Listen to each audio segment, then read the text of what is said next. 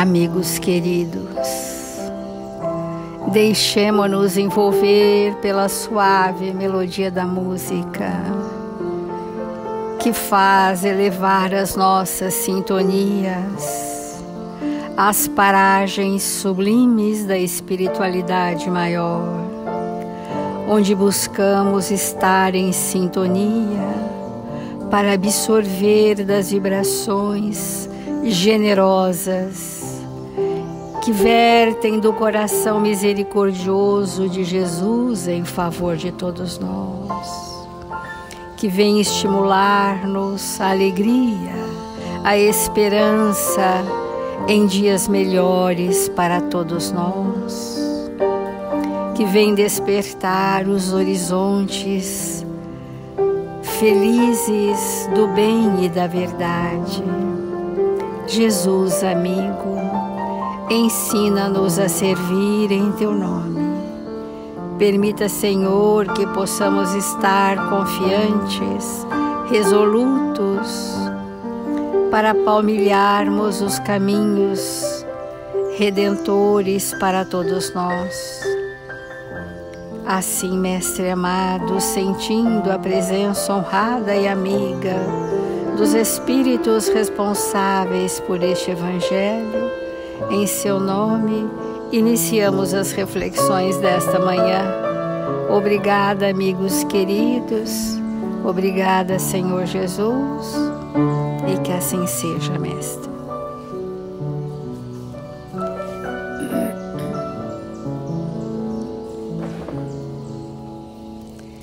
Do livro Boa Nova, o capítulo 15, Joana de Cusa.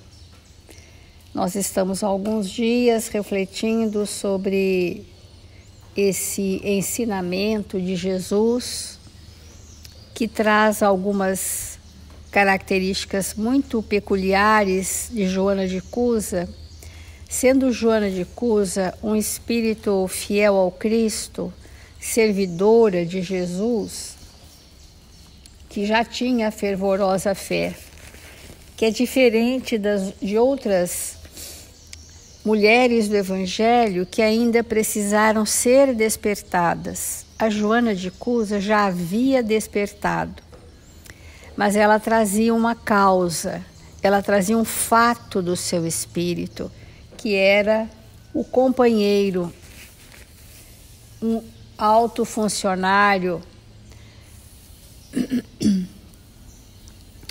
de Antipas, intendente de Antipas, e então ele tinha uma construção importante no intelecto, ele tinha aquisições de conhecimento, ele tinha bastante visão de sociedade, então era um homem com bastante conteúdo e que, no que se refere à fé, estava nos seus enganos, ora servindo as religiões dos judeus, ora servindo as religiões do Império Romano. Como ainda hoje é assim, quando uma pessoa diz que tem uma crença, mas que não a professa, é o mesmo que dizer que Cusa seguia a religião que era conveniente na época. Uma pessoa diz, eu sou de tal religião, mas não sou praticante. Então significa uma vulnerabilidade, que não há sedimentação daquela religião. Desculpa. Que não há um alicerce do sentimento religioso e que essa forma de ser, Jesus disse que certas manifestações religiosas no mundo muitas vezes não passam de vícios populares nos hábitos exteriores. Ainda hoje é assim. Frequentam-se cultos religiosos de diferentes religiões com hábitos externos. Então, mas ele é um espírito inteligente. E ele precisaria de alguém ao lado dele durante toda uma existência que todos os dias sinalizasse para ele o caminho do bem. Olha que interessante como são os processos de evangelização dentro de um planejamento reencarnatório. Talvez ele não fosse convencido pelas falas de Jesus num primeiro momento, mas ele começou a ser sensibilizado pela postura de Joana, ao lado dele um espírito já evangelizado e já estruturado na fé. Olha que bênção cusa receber como esposa um espírito já evangelizado, que caminharia com ele, servindo-o no sentido maior da palavra, porque ao servir a ele, ela estaria servindo ao Cristo. Foi isso que Jesus disse para ela. E nesse momento, ela vai ter com Jesus para confessar-se dos seus sofrimentos em relação a esse esposo, a esse companheiro. Ao que Jesus recomenda que ela volte para ele e que o ame mesmo assim. Ama-o mesmo assim. E como nós estamos falando aqui de um casamento, né? E que Jesus disse para ela voltar para amá-lo mesmo assim, porque um dia ele despertaria, e esse dia não guarda relação com a nossa imaturidade do imediatismo, mas é uma semeadura que um dia vai germinar. Não significa dizer, amigos, que em outras encarnações necessariamente eles viriam como marido e mulher, como cônjuges, porque as formas de amor sublimada são muito amplas. E então, às vezes um casamento está em grave desajuste e no limite de agravarem ainda mais o planejamento reencarnatório de um e de outro, que às vezes há uma necessidade de aplacar aquele litígio. Não significa que em outra encarnação virão com essa mesma configuração, mas virão juntos sim, para aprenderem a se amar e virão juntos até o fim dos tempos, porque essa é a lei. Então, voltaremos juntos, mas às vezes com outro grau de parentesco. Filho, pai, irmão, né? Mas isto que tem que ficar claro para nós. Às vezes um casamento foi interrompido por N questões que não vamos aqui avaliar, não significa que rompeu o compromisso, não significa que aquele relacionamento não existirá mais. Voltaremos sim com aqueles mesmos espíritos para darmos os primeiros 1000 passos e nos ajustarmos com a lei de Deus, para depois darmos 2000 e aprendermos a nos amar. Mas a configuração de parentesco em junção reencarnatória muda de configuração no suporte da nossa estrutura moral, porque às vezes aquele espírito não tem mais estrutura moral para suportar uma vinculação tão próxima. Então a misericórdia divina oferece outros caminhos, mas não desvincula aqueles que se uniram para aprender a amar. Os vínculos, amigos, são eternos. Porque quando estivermos nos amando, aí quereremos ficar juntos. Então, se somos inimigos, precisamos ficar juntos para aprender a perdoar. Se perdoamos, precisamos ficar juntos para aprender a amar. Se já amamos, não queremos mais ficar separados. Então não tem nenhum espírito que passe na nossa vida que não voltará nos reencontros. Por isso que nos casamentos, hoje os casamentos são tão múltiplos, e as pessoas vêm nos buscar perguntando, mas então com qual dessas pessoas era o meu compromisso, né?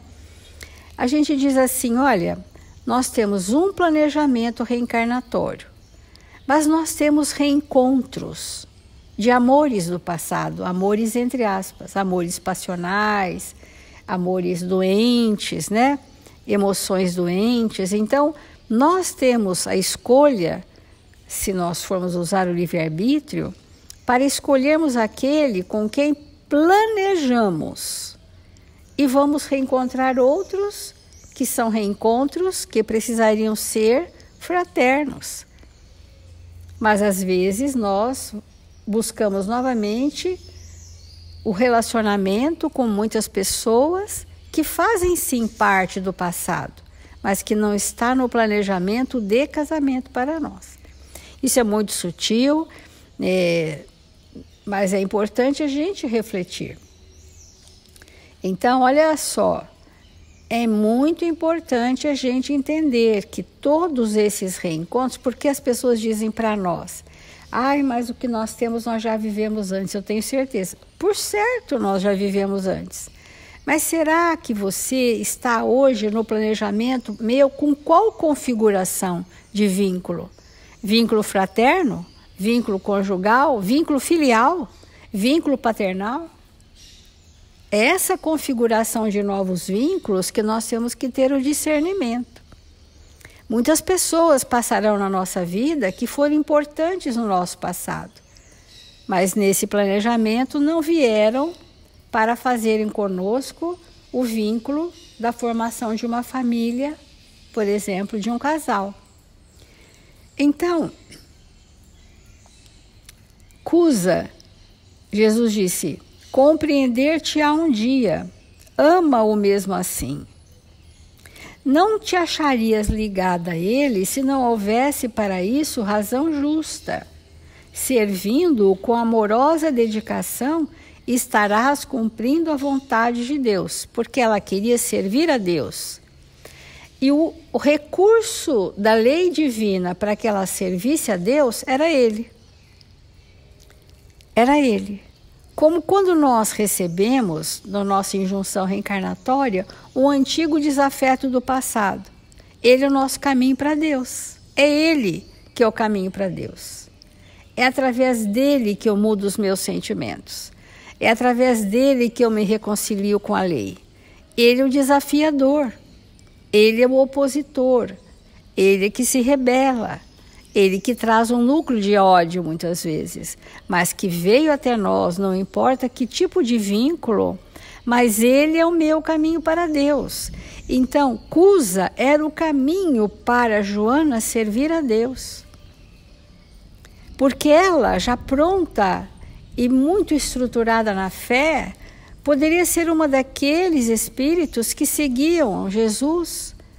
Mas Jesus disse, volta ao seu lar, porque estarás cumprindo a vontade de Deus, servindo com amorosa dedicação. Esse era o caminho dela. Como foi diferente o caminho de Simão Pedro. Como foi diferente o caminho de João Evangelista. Como foi diferente Maria de Magdala, que saiu para os vales dos leprosos. Não é? Como os caminhos para servir a Deus são aqueles pertinentes à história do meu espírito, ao fato do meu espírito, da minha maior necessidade evolutiva. Maria de Magdala não tinha necessidade evolutiva naquele momento de formar uma família, mas ela tinha de abraçar a toda a multidão de doentes, por várias reencarnações, Não é assim? Joana de Cusa também, por várias reencarnações, ela foi aprimorando de forma sublimada este amor a Cusa. Então, servir a Deus não é necessariamente sairmos dos compromissos que trazemos para estarmos socialmente com a multidão de aflitos. Servir a Deus está dentro do roteiro iluminativo chamado planejamento reencarnatório, em primeira instância, onde nós vamos ali ter um arcabouço de experiências, de entrechocar das almas, de duros testemunhos, para que aquela experiência seja o lastro moral do espírito para servir ao próximo. Porque nós temos que ter um lastro, bagagem. E os desafios chegam. Então, fala-me de teus receios e de tuas dúvidas. Jesus diz para ela, então, fale. Deves, pelo Evangelho, amá-lo ainda mais. Os sãos não precisam de médico. Quando Jesus disse, eu sou o divino médico das vossas almas e trago-vos o remédio que vos há de curar, Joana era o remédio que havia de curar Cusa. Ela era o lenitivo para aplacar os impulsos. Ela era a fé viva para craquelar a indiferença daquele coração enregelado no materialismo. Então ela era o instrumento de Deus para evangelizar Cusa, quanto Cusa era o caminho de redenção de Joana. E então, se ela ficasse só com aquele espírito durante aquela encarnação inteira, ela seria a melhor cristã. Olha que importante nós sabermos as peculiaridades do nosso planejamento reencarnatório. Então, os sãos não precisam de médico. E aí Jesus disse, fala o que se passa no seu coração. Mestre, vossa palavra me alivia o espírito atormentado. Por que aliviou? Porque Jesus tangenciou a consciência espiritual de Joana. E quando ele atinge a consciência, ele acorda nela os traços do planejamento que ela elaborou com Jesus, sob a anuência do Cristo no mundo espiritual, para estar com Cusa. Olha só, quando alguém conversa conosco e toca a nossa consciência, desperta o nosso compromisso. E por isso que ela sentiu, nossa, então o caminho é ele. Eu me sinto aliviada. Entretanto, sinto dificuldade extrema para o entendimento recíproco no ambiente do meu lar. Porque quando a gente recebe uma coisa boa, principalmente de cunho espiritual, a gente quer que os nossos também sejam beneficiados, participam daquilo, entendam a vida como nós entendemos. Isso cria até uma aflição, né? De querer que o outro veja o mundo com os nossos olhos. E Joana tinha essa questão, a necessidade que ela trazia dele se convencer das verdades de Jesus. Era uma necessidade. E aí então o recurso inicial dela era a imposição, e ela pergunta a Jesus: impor os vossos princípios? Até hoje nós queremos impor para as pessoas ideias. Na educação dos filhos, muitas vezes nós não deixamos que eles reflitam e questionem. Mas por que, meu pai, você está me dizendo isso? Porque sim, faça e pronto. Esse tipo de imposição, de comportamento, não significa que o espírito tenha modificado a verve, as suas inclinações, as suas tendências, as suas predisposições. Ele apenas reprime aquele espírito e acha que isso foi um processo de educação, mas não foi, né? Não foi um processo de educação. Então, impor os princípios, a lei divina não impõe, ela conduz, que é bem diferente. Quanto mais imaturos, mais as leis divinas nos conduzem. Mesmo que a gente sinta que tenha certa liberdade. Essa liberdade que nós achamos que ela é imensa, ela é muito pequena e relativa.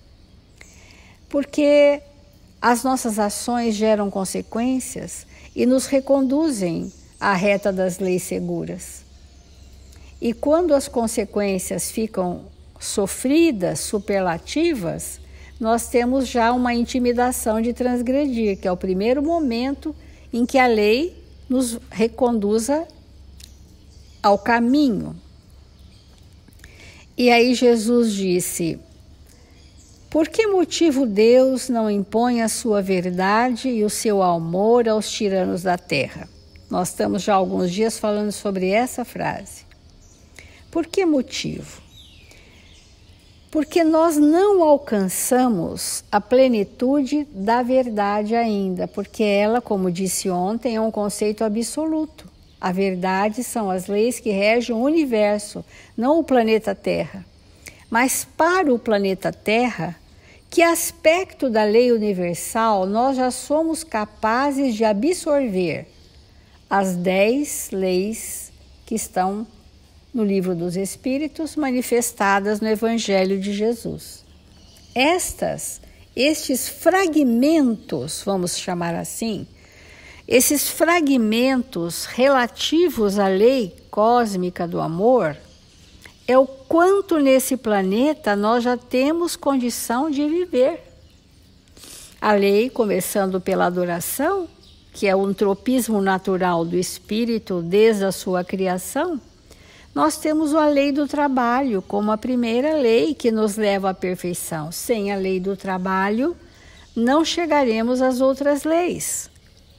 Não há possibilidade de espíritos ociosos chegarem à lei de liberdade, de sociedade, de justiça, amor e caridade. Não há possibilidade.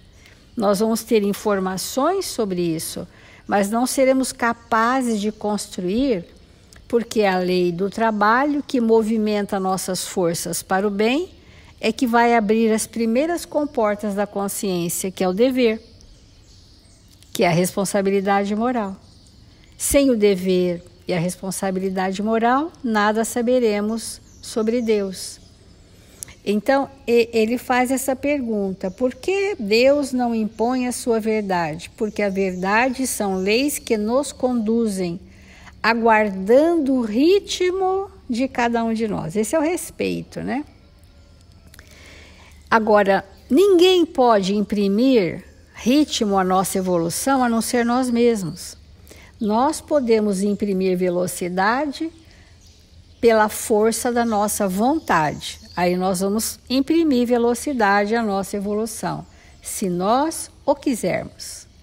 Se o sacrifício dos interesses pessoais e a força do trabalho já forem elementos sedimentados em nós, aí nós vamos conseguir.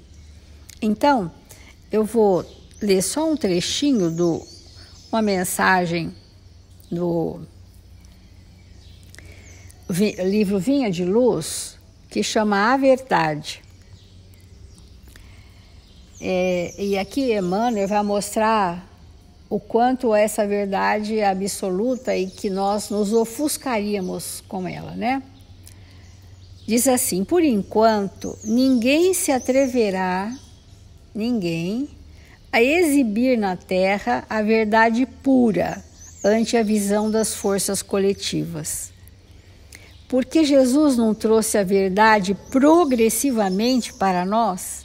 Primeiro vieram os profetas abrindo caminhos, veio Moisés primeiro trazendo leis, vieram os profetas abrindo, anunciando um novo tempo, veio Jesus e nos falou a verdade na proporção da nossa condição, nos enviou o Consolador prometido para que essa verdade se ampliasse em nós na proporção da nossa pequenez. Então, a verdade pura nós não teríamos condição nem de compreender.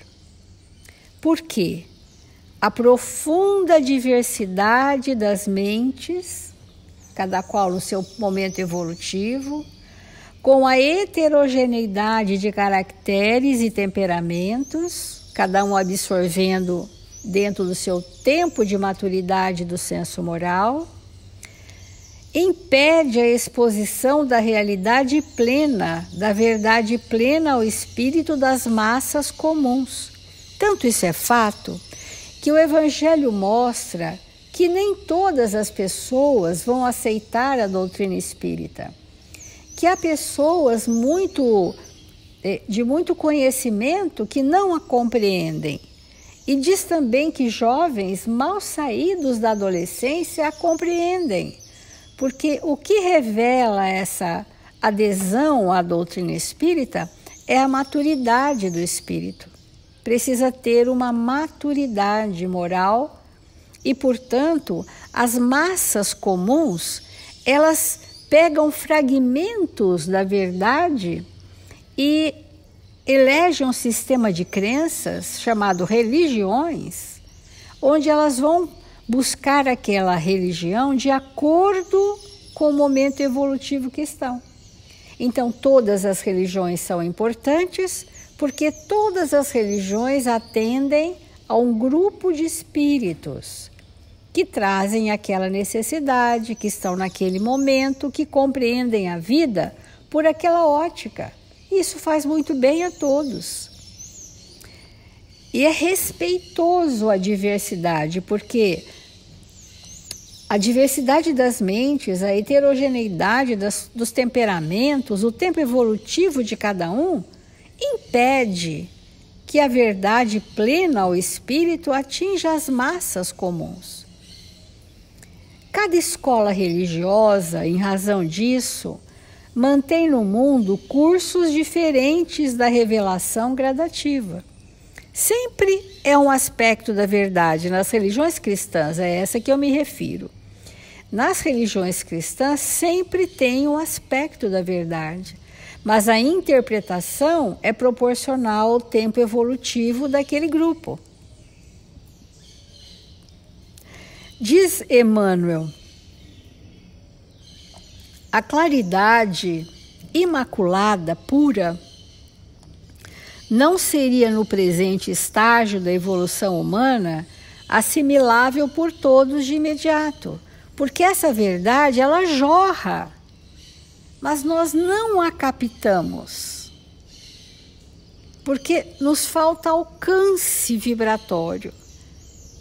Os espíritos superiores sempre estão próximos, mas nós nem sempre registramos, porque nos falta vibrações elevadas que possam gerar sintonia. Mas eles estão por nós. A verdade está em tudo. Em toda a obra da criação está ali a marca do Criador. Mas nós não alcançamos.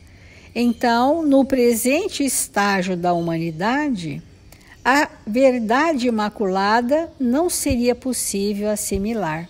Por isso, nós estamos trazendo essa reflexão para dizer por que Deus não impõe suas leis.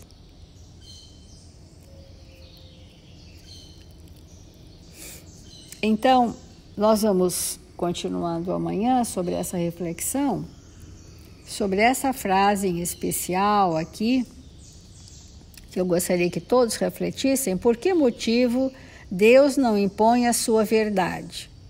Porque as leis nos conduzem no tempo evolutivo de cada um de nós. Amanhã continuaremos. Vamos fazer a prece.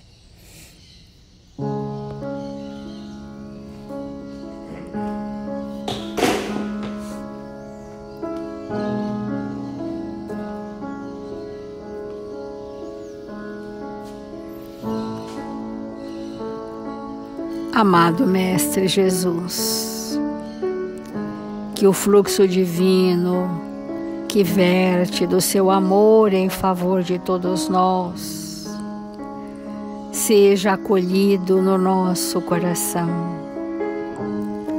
e que este fluxo divino, Senhor, conduza os nossos passos, os nossos sentimentos e os nossos pensamentos na direção segura do bem e da verdade. Senhor Jesus, que estes amoráveis benfeitores que nos mantêm em harmonia neste planeta permaneçam apostos a cada dia mais, onde quer que haja dor, onde quer que haja desesperança, possa haver mãos misericordiosas estendidas em seu nome.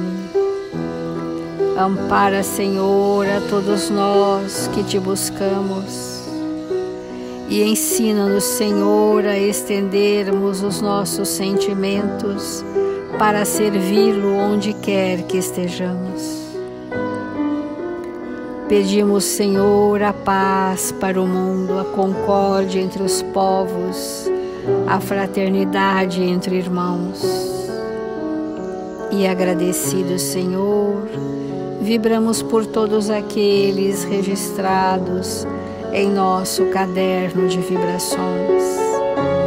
Que todos os necessitados, todos os aflitos, recebam nesta hora, Senhor, o lenitivo do bom ânimo, da paz e da esperança.